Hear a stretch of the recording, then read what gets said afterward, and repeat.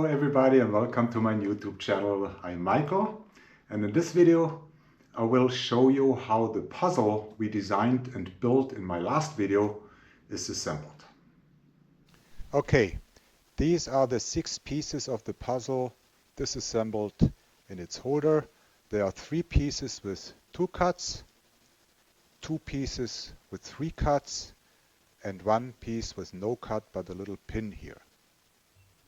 Assembling this puzzle is one of these tasks where you wish you had 3 hands. You start with a piece which has 3 cuts, place 2 pieces with 2 cuts on top of it in the opposite way, like that. You use the last piece with 2 cuts, slip it in from underneath here, and move it forward.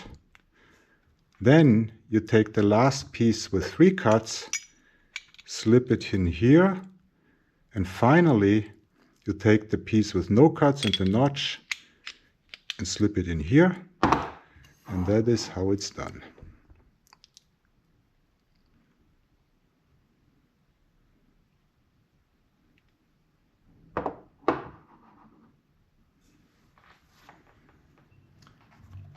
Okay, that's the end of this very short video. I hope you enjoyed it, and I'm very much looking forward to see you soon.